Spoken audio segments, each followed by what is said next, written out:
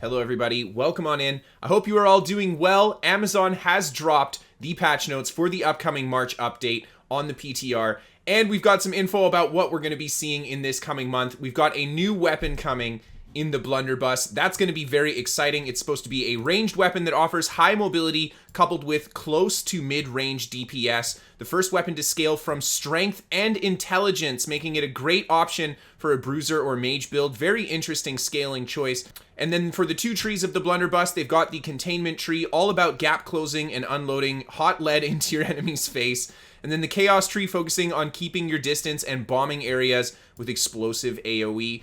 All in all, this seems like a very interesting mobility / AoE based weapon. I am very excited to play this. I hope it pairs well with something like the rapier. Now keep in mind guys, we will have more information on the Blunderbuss coming later today. The PTR is going to be live in about 4 hours after I upload this video, and I'll be sharing with you guys a complete breakdown of the Blunderbuss once we get our hands on it and do some testing. There's also a new expedition coming, the Might Guard Expedition, and this will be aimed at a 550 to 570 gear score group for an expedition size of 5 players. And they're adding a finale quest to the main storyline, and they're also adding new repeatable quests that can be taken from Mara Rosa. I'm hoping that these quests can be done to farm that daily quest gypsum as well. Of course, there's going to be a new legendary quest for, I assume, a 580 Blunderbuss that we're going to be able to do. And then there are some changes to the world experience. We're going to be able to have world paintings. So you visit a vista in the world somewhere, and your character can make a painting of that area, and you'll be able to put that painting in your home. They're adding a random spawn called Rafflebones the Loot Collector, which is basically a mob that spawns randomly all over a turnum. And he'll spawn one of him in each of the different zones, and when a player encounters them, they'll have 45 seconds to kill him to get the rewards, or else he'll flee. If you're level 60 or higher, you will always get an obsidian gypsum for killing him, which is awesome, regardless of the level that he is. And then finally, if you do kill a level 60 or higher Rafflebones, you will get 500 umbral shards as well. They added a Stinky the Hunter wandering boss to Weaver's Fen as well. The Forgotten Yeti has a more permanent position for himself in the wastelands of the Great Cleave. And then there will be new random roadside encounters found along the routes in Weaver's Fen and Restless Shores. Don't know what this means, but this is new content coming, so I'm okay with that. And then there have been a lot of just general bug fixes. Again, with this patch, tons of bug fixes coming.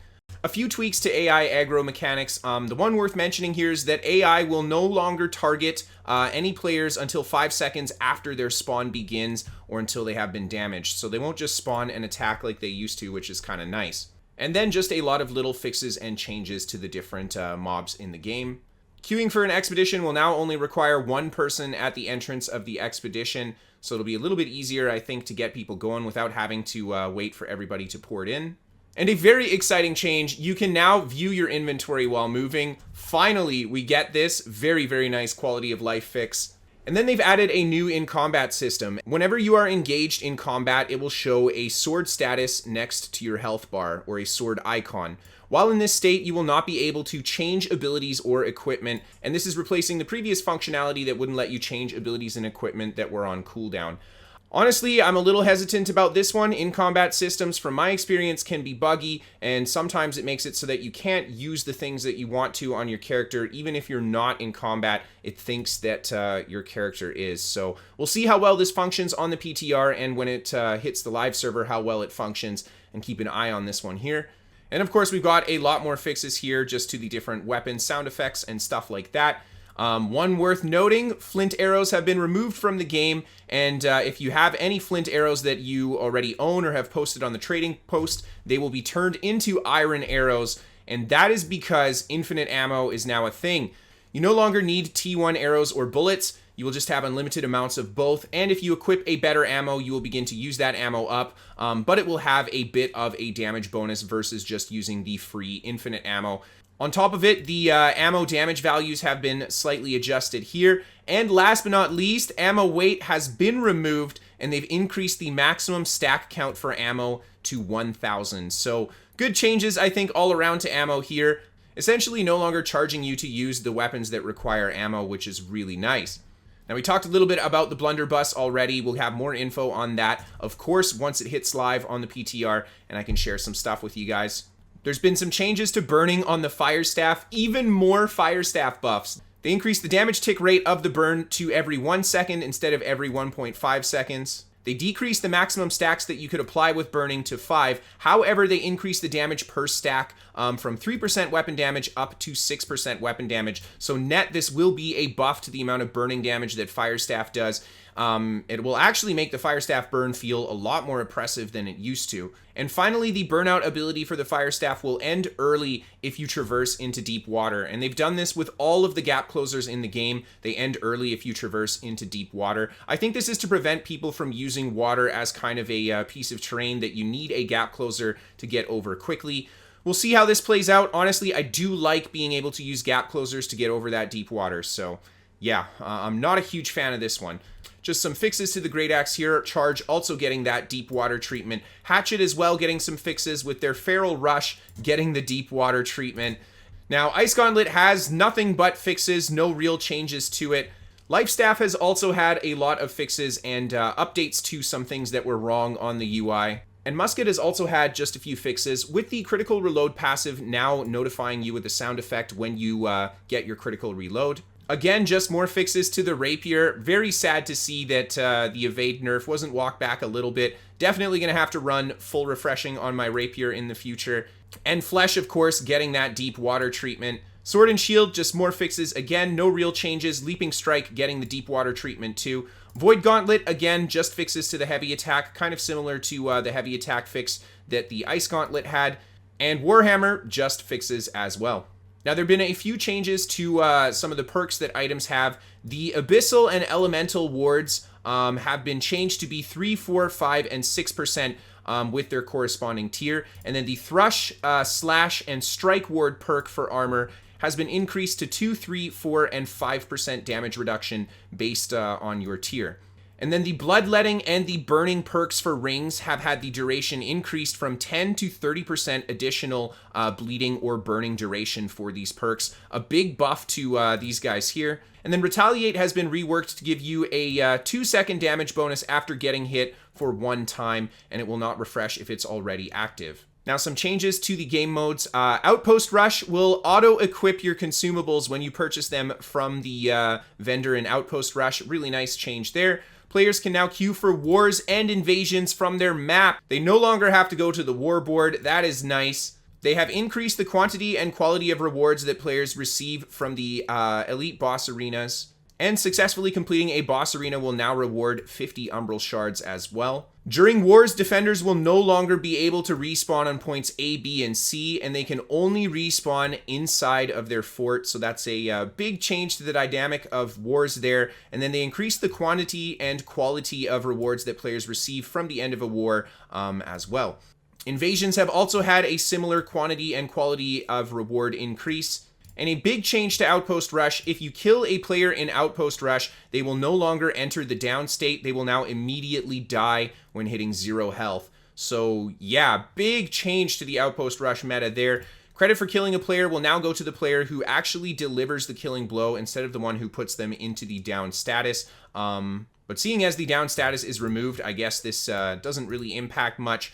Players will now receive score credit for contesting a control point. And teams can now see the enemy's progress towards a corrupted brute token on the map as well. A nice change for anybody who's just starting out. The starting beach will give you an option of 4 different weapon choices on the rack instead of just being sword and shield. And each weapon will also come with chest armor, light healing potions, and some rations. A big change to durability: only your equipped items will take durability loss when you die.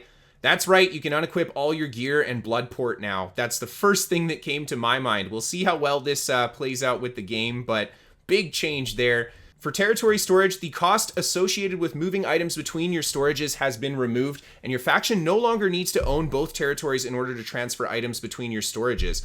Correct me if I'm wrong, but this means that you can just grab anything from any storage anywhere, as long as you just have that particular storage not at max capacity. Wow, that is a huge change. I'm going to go on the PTR and see how this works out, but if I'm interpreting this correctly, all your storages are going to be linked now, and that's big.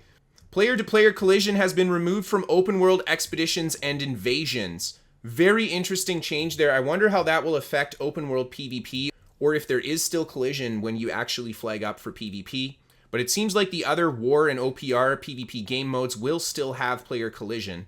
And then a few changes to housing. Players will get half the original purchase price back when they abandon a home. Seeing as your first house is half price off, you actually get all the money back from your first home purchase, which is really nice. And they've doubled the storage bonus for all tiers of storage chests. This is going to be net 1,000 to almost 2,000 additional storage weight to some of the players that have the good stuff. So big change there to storage again. Just this patch making storage in general and the storage management system a lot easier to deal with. Harvesting, logging, and mining will now uncover stashes of earthly rewards, which can give you elemental motes, coin, and diamond gypsum. Pretty interesting change there. Diamond gypsum being added again through a non-combat option. I do like that. And elite boss arena keys can now be dropped from enemies in the surrounding elite zones, which is good too. The amount of materials required to craft an elite tuning orb has been reduced as well. New perks have been added to the world, and new perk items have also been added. I don't know what these perks are, but that's pretty exciting. And then basically just a lot of fixes to stuff. Until we get down to here, and the daily cooldowns now have a refresh time at 5 a.m. in each server's region time, and weekly cooldowns will refresh on Tuesday at 5 a.m. in each server's region time zone as well. Big change to the daily reset timer. I really like this because right now it's very ambiguous and hard to keep track of. And then scrolling down the list a little further, just a lot of fixes. No big changes here. So there you go, guys. Those are the patch notes for the upcoming March patch. We got the new weapon coming. We've got lots of fixes coming. And of course, that big rehaul to storage is something that I'm really looking forward to. Of course, I would love to hear what you guys think about these notes, so let me know down in the comment section below. If you guys want to catch some live gameplay from me, you can always give me a follow on Twitch. Give me a follow on Twitter if you want to keep up to date with what's going on with me. I feature the New World Top 5 battles, and I feature New World builds, so if you have some awesome content that you want to see on the channel, you can send that to Kristofer at pvpnewworld.com. And finally, you can check out my website, pvpnewworld.com, for information on the game and written guides to all my builds. I will also be adding all the info for the new Blunderbuss weapon on there as well. This show is sponsored by What the Fast. They're a VPN for gamers. They can give you better ping to your favorite games. They're free to try for the first month, and there's a link down below for you guys, especially useful if you have really bad ping to start. And finally, a massive thank you to all of my patrons on Patreon. Without you guys, I couldn't do this. Thank you so much for supporting the show for all these years and being a part of this. Thank you everybody for tuning in and watching. I'm really looking forward to trying out the new weapon tomorrow, so stay tuned for that. Have a great night, everybody, and I'll see you next time.